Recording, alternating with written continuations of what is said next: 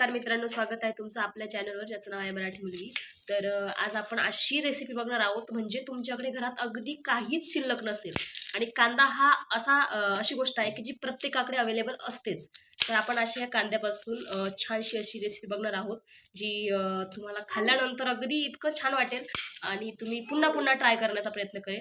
तर डायरेक्टली मी रेसिपी दाखवते। तर तुम्हाला इथे तुमच्या फॅमिली मेंबरनुसार 2, 3, 4 कांदे असे बारीक चिरून घ्या। बाकी ऑर्डर काहीच नको याला, फक्त एवढंच। आणि बाकी मी मसाले काय टाकायचे तुम्हाला पुढे व्हिडिओमध्ये दाखवतेच। सिंपली इथे मी तेलामध्ये कांदा परतायला टाकलेला आहे। तर त्याच्यात इथे आपण याच्यामध्येच लगेच थोडीशी हळद, थोडीशी तुमच्या याच्यानुसार हिशोबानुसार टाकायची। त्यानंतर इथे लाल तिखट, जितकं तुम्हाला तिखट पाहिजे। मी शक्यतो मला पुड्यांनीच अंदाज करतो, त्यामुळे मी डायरेक्टली पुड्यांचा वापर करते। हा गरम मसाला आहे, लोकलच आहे। आणि तर मी टाकून इथे हे मिक्सचर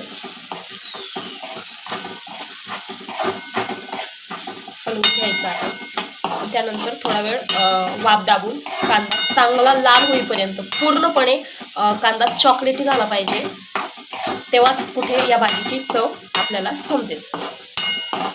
तर तोपर्यंत आपल्याला वाफ दाबून ठेवायची आहे। तर नॉर्मल कांदा शिजण्यासाठी मी थोडंसं पाणी टाकलेलं आहे, अगदी कपभर, आणि त्यावर हे आपण झाकण ठेवून वाफ दाबून घेणार आहोत। तर अशी आपली कांद्याची भाजी तयार आहे, तुम्ही बघू शकता। आता आपण त्याचा रिव्ह्यू पण घेऊया। तर इथे माझे मिस्टर टेस्ट करत आहे। हां, बरोबर। त्यांना पहिल्या घासामध्ये टेस्ट समजत नाही, त्यामुळे दुसरा घास घेत आहे ते। कसं झालंय? मस्त झालंय ना? काहीच वापर नाही केलेला याच्यामध्ये, म्हणजे ना टमाट्याचा ना मिरचीचा ना कसलाच नाही, फक्त आणि फक्त कांदे। पण एकच नंबर होते। कसं शेतामध्येच तुम्ही जाणार असाल किंवा कुठे वनभोजनाला, तर तुम्ही ही नक्की चटणीचा प्रकार आहे हा, तर ही चटणी तुम्ही नक्कीच ट्राय करू शकता।